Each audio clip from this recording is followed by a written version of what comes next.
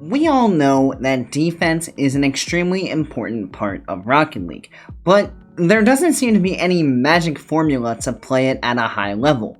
At least for me, it always seemed like a learn-as-you-go type deal. That is until now. Introducing 3 things, perfect defense. This video started off as an attempt to test a few defensive strategies. These strategies were man-to-man, zone, and one ground, one backboard. The initial thought was that these strategies could be used throughout an entire game as the main backbone for your style of defense. As we started with the man-to-man idea though, we quickly realized that this might not go as well as we had hoped. Nice. We're good. Bump him. Yep, we're fine. You stay on that. Nice. Oh, I wanted to pitch. I'm right here for you. I'm gonna low 50 this. That's all I got. You stay on that, I'll stay with my guy back here. No, Panda! Oh, Eh! that was beautiful. Obviously, with how fast-paced Rocket League is and how quickly possession can change, it's not really feasible to stay with one other player the entirety of the game, so we ended up redefining the strategy a bit. We actually ended up uncovering something I never really thought of before. You see, based on whoever has the ball, if the player closest to the ball marks the ball however it goes down the field, and the other player has somewhat of attention paid over here, but mainly focuses on the actions of the second player back, the guy further away from the play, you have a great avenue to transmit information about what's going on both ends of the field back and forth to each other. So if this guy needs help, this guy can come in to assist if the ball gets past him. But other than that, we are able to transmit information about what this other player is doing to the guy who's defending the ball, so that he knows how exactly he should play this guy. Do we think they're going to go for a pass? Is this guy going to try to shoot because this guy's nowhere near the net? This is all useful information that can go a long way to playing effective defense. With this discovery in mind, things actually started to turn around. Here's how the rest of the man-to-man section went. Alright, let's give this one more shot. I think instead of taking a specific guy, what if we just decide whoever's closest to the ball, you just take the ball guy, and whoever is furthest from the ball, take the other guy. That's all you.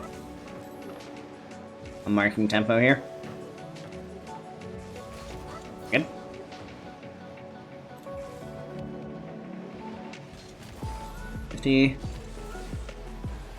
Nice.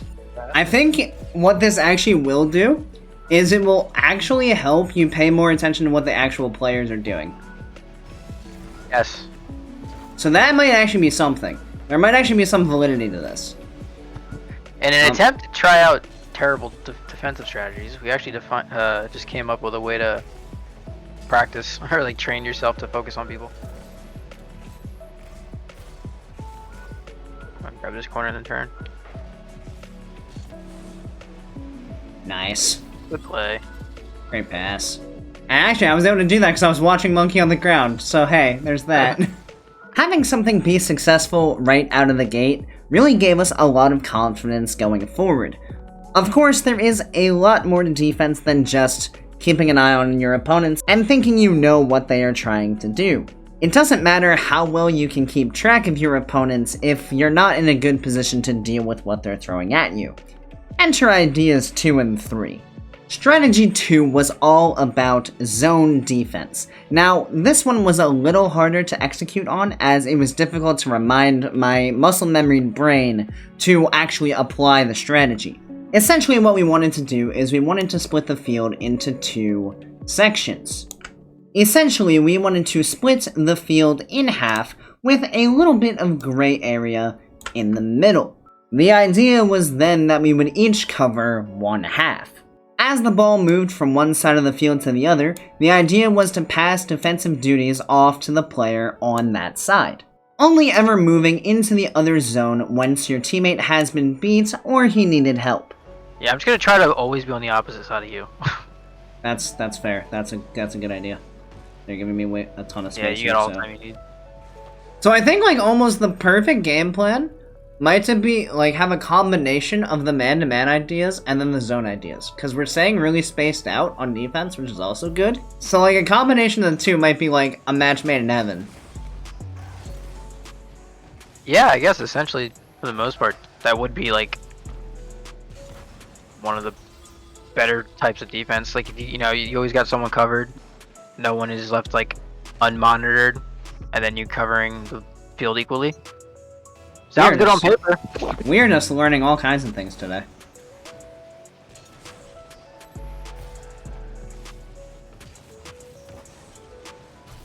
Alright. See, like, if I wasn't expecting you to be on that side of the field, I would have just continued going at that and probably missed it. Even though we weren't able to execute on this consistently, it did help to make a realization about how important it is to give your teammate space to defend. So often, especially in the lower ranks, I see situations where someone is defending the ball in the corner, and the play is developing quite slowly.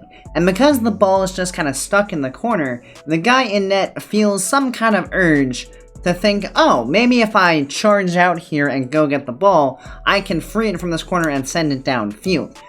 Now, normally what happens is he charges out here and goes for a 50-50 or some kind of challenge, and the ball doesn't go exactly where they're hoping it goes. Instead, it kind of just does this, and usually it results in the other team scoring. With this strategy in place, I never felt a need to approach the ball if it wasn't on my side until my teammate had actually been beat. And it made it feel like we had more space on the field to play defense because we knew exactly what our teammate's responsibility was. Even with a little bit of failed execution, I'd like to think that Strategy 2 was a win as well. Strategy 3 was all about positioning, and it ensured that we knew exactly where our teammate was every time we were on defense. The strategy was pretty simple. 1 ground, 1 backboard. This allowed us to get up from the backboard to challenge aerials, as well as to be able to deal with ground plays from the field itself. This sounds like a pretty common sense idea, but it's amazing how little you actually think to preemptively play the backboard until you consciously force yourself to do it. Alright, shall we try the last one? Let's give it a shot. I say what we do is when we're clearly switching to defense, just whoever it is, someone call ground, someone call. Like if you're the first one back, call which one you're taking. Makes sense to me. I'll go backboard behind you. Oh, never mind. Gonna stay on the ground because the ball's right here. 50, hard kick all the way over. You're good. I'm on backward. Banging it out. I'm on backward on the other side for you.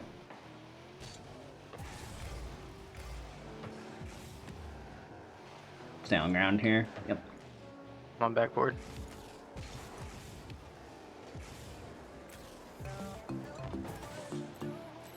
All you. Oops. Backboard. Yep, you got it. Nice. Backboard again. Yep. I don't want to be on the backboard anymore. Boom. Boost. On backboard. Yep. Nice. Get clear. I'll play ground. Yep. You go if you can. I'm up. Blocked him. I only got 12 boosts. Oh, he landed on his teammate. I'll stay on backward. I got. Oh boy, never mind. No, I don't. Nice. This has been what some people might call quite effective. Yeah, this was a unexpected great success. As we went through these strategies, we realized that these were not things that would stand on their own. They're not things that you can just go into a game and say, this is the way I'm going to play defense. There are just too many situations and scenarios that can happen across the course of a game to have one set strategy in place to deal with them all. But if you spend time consciously thinking about each one of these strategies individually, it makes it a lot easier to combine all three subconsciously. This ensures that you are able to keep an eye on what your opponents are doing, you're allowing both you and your teammates space to defend effectively, and you're positioning preemptively for whatever may be coming at you. With that all being said, is there anything you think I missed or any strategies that you think we should try? Let me know in the comments down below. Thank you everybody so much for watching, please consider liking and subscribing, and I will see you in the next one. See you later guys.